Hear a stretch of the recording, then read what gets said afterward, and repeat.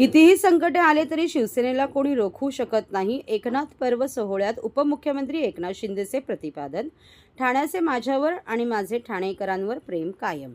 2.5 वर्षांची कारकीर्द म्हणजे सर्वसामान्य माणसांच्या जीवनामध्ये आनंद देणारे विकासाचे पर्व आहे. 2.5 वर्ष दिवस रात्र काम करून सर्वसामान्य माणसांच्या आयुष्यात सोन्याचे दिवस आणले.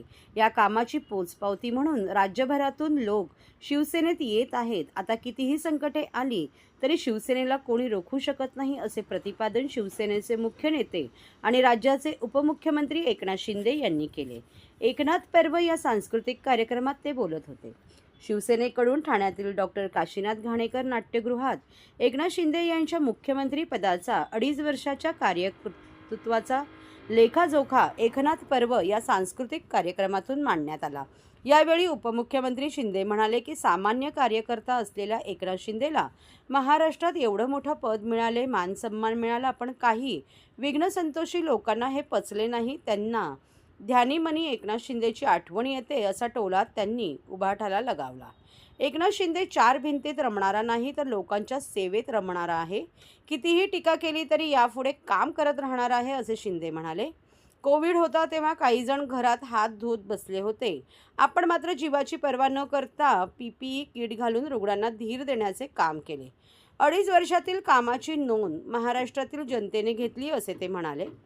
ठाण्यात आपण वाढलो. हिंदू हृदय सम्राट बाळासाहेब ठाकरे आणि धर्मवीर आनंदी घे यांच्या सान्निध्यात कार्यकर्ता म्हणून घडलो. आता ठाणे बदलतंय. अनेक मोठे प्रकल्प ठाण्यात साकारले जात आहेत. ठाण्याचे माझ्यावर आणि माझे ठाणेकरांवर प्रेम कायम आहे, अशी भावना उपमुख्यमंत्री शिंदे यांनी यावेळी व्यक्त केली. लोकांच्या मनामध्ये शिवसेना वाढवण्याचं काम करा. तुमच्या एकनाथ शिंदे आणि महायुती सरकारने केलेली कामं तुम्ही लोकांपर्यंत पोहोचवा. एवढी कामं केली की तुम्हाला खाली पान घालण्याचं काम नाही, तुम्हाला ताट मानेने सांगण्याचं काम आम्ही करून ठेवलंय. हे आम्ही केलंय, हे आम्ही केलंय, आणि यापुढे देखील असंच महाराष्ट्राचा विकास आपण पुढे करत राहू. धन्यवाद. जय हिंद, जय महाराष्ट्र. सगळ्यांच्या हातामध्ये आपल्या आहे ना एकनाथ पर्वचे जे गिफ्ट दिलेलं आहे मीनाक्षी, ते हातात घ्या सगळ्यांनी. असं दाखवा सगळ्यांनी, कॅमेरा सगळ्यांनी नगरसेवक करा, तुम्ही पण करा ना. सब सेल्फी घ्या ना सर. महापालिकेची निवडणूक लवकर येणार आहे. साहेब सेल्फी घेत आहे तुमच्या सगळ्यांनी हातात अशी बॅग.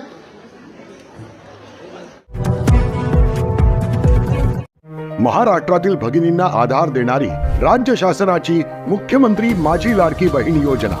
या योजनेअंतर्गत अल्प उत्पन्न गटातील 21 ते 65 वयोगटाच्या भगिनींना मिळणार दरमहा 1500 रुपयांची मदत. अर्ज करण्यासाठी 31 ऑगस्ट 2024 पर्यंत मुदतवाढ. कुटुंबाचं वार्षिक उत्पन्न 2.5 लाख रुपयांपेक्षा कमी असलेल्या महिला पात्र. कुटुंबाकडे पिवळं किंवा केशरी रेशन कार्ड असल्यास उत्पन्नाचा दाखला आवश्यक नाही. पांढरं रेशन कार्ड असेल किंवा रेशन कार्ड नसेल तर कुटुंबाचं वार्षिक उत्पन्न 2.5 लाखांपेक्षा कमी असल्याचा दाखला आवश्यक. योजनेसाठीचा ऑनलाईन अर्ज नारी शक्ती दूत ॲपवरून किंवा पोर्टलवर भरता येईल. ज्या भगिनींना ऑनलाईन अर्ज भरता येत नसेल त्यांच्यासाठी अंगणवाडी, ग्रामपंचायत, वॉर्ड ऑफिस, सेतू सुविधा केंद्रामध्ये किंवा आशाताई बचत गटाच्या CRP यांची मदत उपलब्ध. आता आपल्याला अभिमानानं म्हणता येईल, सुखी आणि सुरक्षित आहे माझी लाडकी बहीण.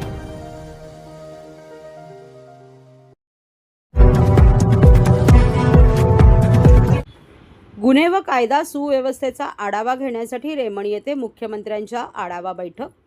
35वी महाराष्ट्र राज्य पोलीस क्रीडा स्पर्धा 2025च्या अनुषंगाने माननीय मुख्यमंत्री मानाश्री देवेंद्र फडणवीस, मुख्यमंत्री महाराष्ट्र राज्य यांच्या प्रमुख उपस्थितीत गुन्हे व कायदा सुव्यवस्थेचा आढावा घेण्यासाठी community hall, Raymond guest house आणि या ठिकाणी महाराष्ट्रातील सर्व वरिष्ठ पोलीस अधिकाऱ्यांची परिषद आयोजित करण्यात आली आहे. सदर परिषदेसाठी मान श्री योगेश कदम गृहराज्यमंत्री शहरे, मान डॉक्टर पंकज भोईर गृहराज्यमंत्री ग्रामीण, मुख्य सचिव श्रीमती सुजाता सैनिक, गृह विभागाचे अप्पर मुख्य सचिव श्री इक्बाल सिंह चहल, पोलीस महासंचालक श्रीमती रश्मी शुक्ला, मुंबई पोलीस आयुक्त श्री विवेक फणसाळकर,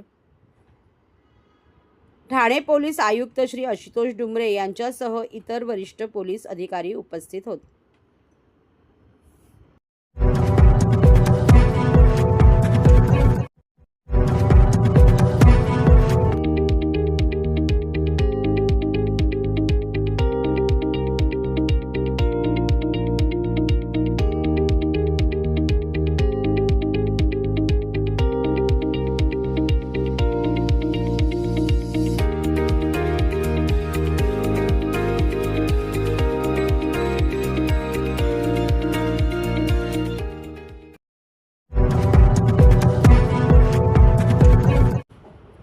महापालिकेच्या आस्थापना खात्याचा मनमानी कारभार. जे कर्मचारी पदवीधारक आहेत आणि ज्यांनी MAच्या पदवीसाठी परवानगी घेतली आहे त्यांना वेतनवाढीचा नियम असून सुद्धा कधी देतात, कधी परिपत्रक काढतात, ह्याच्यात बसत नाही, त्याच्यात बसत नाही अशी कारणे देतात. कामगारांच्या संदर्भात एक मीटिंग झाली. त्या मीटिंगच्या मिनिट्समध्ये सुद्धा असे लिहिले आहे की पदवी MA झालेल्या विद्यार्थ्यांना सुद्धा वेतनवाढ देणे बाबत कार्यवाही सध्या सुरू आहे. तरी असे लेखी सुद्धा हे फसवणूक करत असतील तर आस्थापना खात्याच्या उपायुक्तांची चौकशी झालीच पाहिजे असे आवाहन आमदार संजय केळकर यांनी केले आहे. महापालिकेच्या आस्थापना खात्याचा मनमानी कारभार चालू आहे. जे पदवीधारक आहेत आणि ज्यांनी MAची पदवी घेण्यासाठी परवानगी घेतलेली आहे त्यांना वेतनवाढीचा नियम असून सुद्धा कधी देतात, कधी परिपत्रक काढतात की याच्यात बसत नाही, त्याच्यात बसत नाही. हे काय चाललंय? आमच्याबरोबर मीटिंग घेतली कामगारांच्या या विषयाकरता सुद्धा. त्याच्यामध्ये एक मुद्दा आहे, त्याचे मिनिट्स आहेत माझ्या इथे आणि या मिनिट्समध्ये पण त्यांनी दिलेलं आहे. मला वाटते जानेवारीच्या 2 तारखेला ही बैठक झाली महापालिकेमध्ये. 2-2.5 तास बैठक झाली. पण त्याच्यामध्ये देखील त्यांनी म्हटलेलं आहे की पदवी MA मराठीसह उत्तीर्ण झालेल्या कर्मचाऱ्यांना विषयानुसार वेतनवाढ देण्याबाबत कार्यवाही सध्या सुरू आहे. म्हणजे हे तर लेखी देऊन सुद्धा हे जर फसवणूक करत असतील तर आस्थापनाच्या उपायुक्तांची चौकशी झाली पाहिजे की ह्याच्यावर तुम्ही सह्या करता, सगळं सांगता आणि नंतर सांगता की आता हे आम्ही देऊ शकत नाही, आता ते देऊ शकत नाही. अहो, कर्मचारी काय तुमची काही गुलाम आहेत का तुमचे?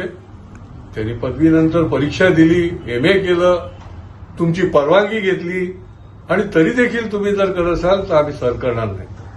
ताबडतोब या विषयाचं परिपत्रक आपण काढावं आणि जी वेतनवाढ तुम्ही कबूल केलेली आहे, द्यायची ठरलेली आहे, ती वेतनवाढ द्यावी अशा प्रकारचं मी आपल्याला आवाहन करतो.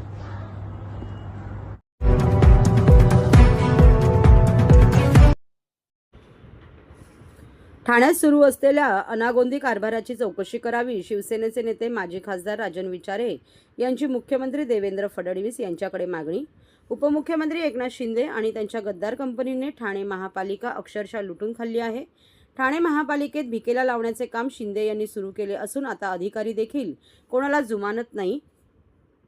ठाणे पालिकेत लूटमार भ्रष्टाचार सुरू असून कामाचे ऑडिट झाले पाहिजे, त्यामुळे चौकशी लावावी आणि सुरू असलेली लुटालूट थांबवावी अशी मागणी शिवसेना नेते राजन विचारे यांनी देवेंद्र फडणवीस यांच्याकडे केली आहे.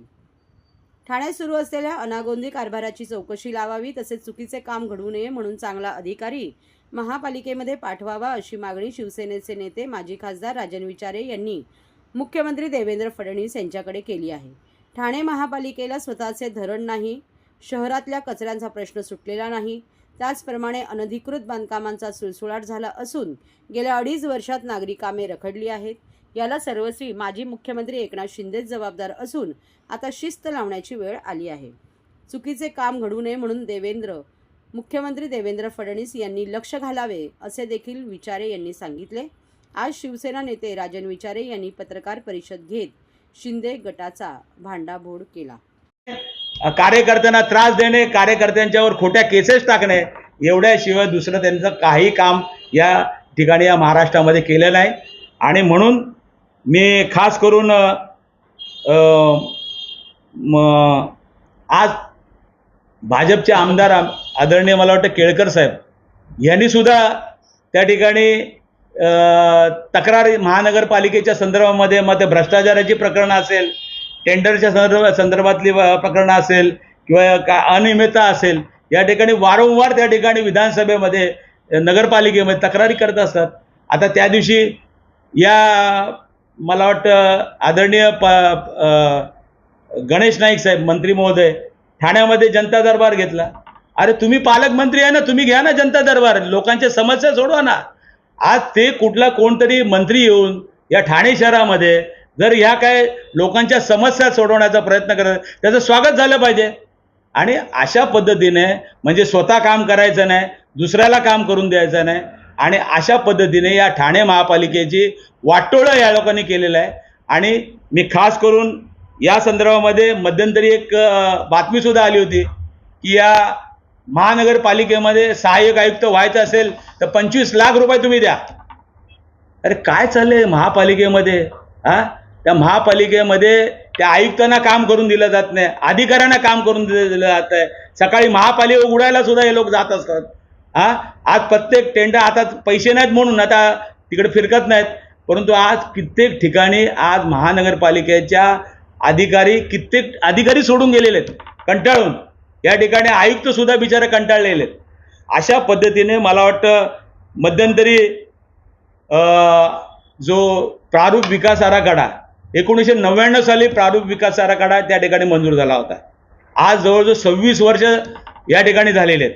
आणि या 26 वर्षामध्ये तुम्ही जर बघितलं असेल, प्रत्येक 5 ते 10 वर्षांनी या ठाणे शहराच्या डेव्हलपमेंट प्लॅनमध्ये सुधारणा करण्यासाठी या डेव्हलपमेंट प्लॅनचा आधार आपण घेत असतो.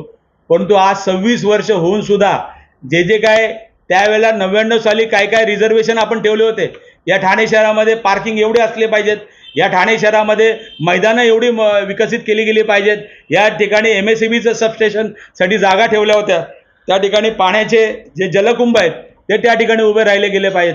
अशा पद्धतीने ठाणे शहराच्या नियोजनासाठी शाळा आहेत. आज कित्येक मराठी शाळा बंद झालेल्या आहेत. मराठी भाषा दिन होता त्या दिवशी. आज कित्येक मराठी शाळा बंद केलेल्या आहेत. आज त्यांची कुठल्या महानगरपालिकेच्या ह्याच्या बाबतीमध्ये बिलकुल त्यांचं लक्ष नाही. आणि अशा अवस्थेमध्ये तुम्ही बघितलं असेल, हा विकास आराखडा कित्येक लोकांची घरदारं या ठिकाणी विकास आराखडा, विधानसभेच्या निवडणुकीच्या धामधुमीमध्येच हा विकास आराखडा कोणाला विश्वासात न घेता, कोणाच्या हरकती हे न करता या ठिकाणी तो विकास आराखडा मंजूर केलेला आहे. तर या संदर्भामध्ये मला असं वाटतं की आज ज्या काही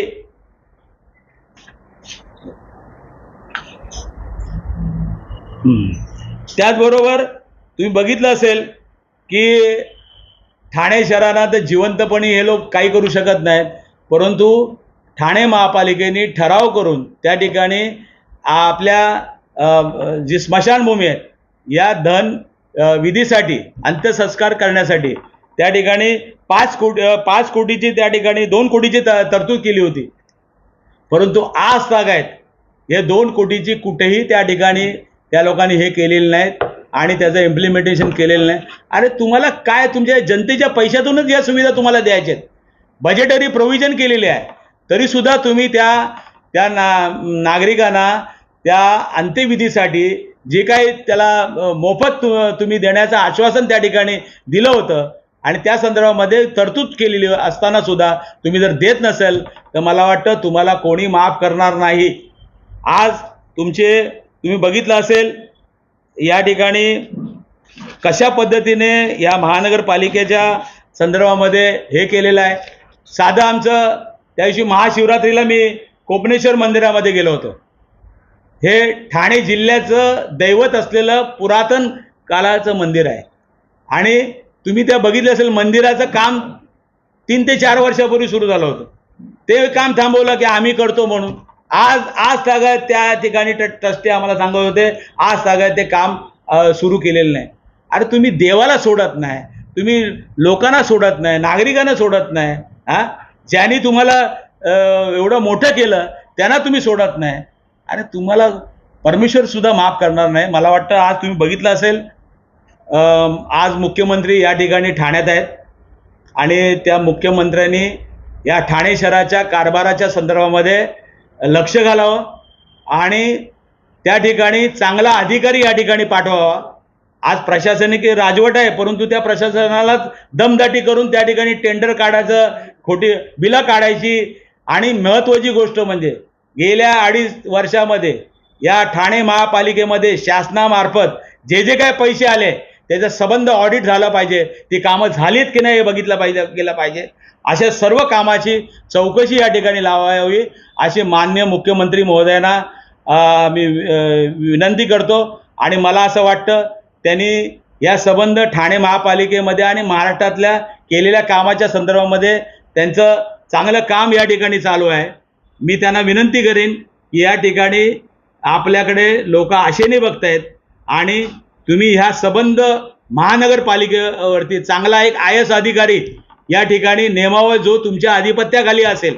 आणि हे सर्व चाललेलं जे काय अनधिकृत बांधकामं असतील, अनधिकृत जी लुटालूट चालू आहे या जनतेच्या पैशाची, या संदर्भामध्ये त्यांनी तातडीने त्यामध्ये पाऊल उचलून या ठिकाणी त्याची चौकशी लावून जे जे कोणी याच्यामध्ये असतील, मग कोणी उद्या असू द्या, मंत्री असू द्या किंवा कोणी असू द्या, त्यांची चौकशी या ठिकाणी करून या ठाणेकर जनतेला त्या ठिकाणी न्याय देतील असा विश्वास या ठिकाणी मी व्यक्त करतो.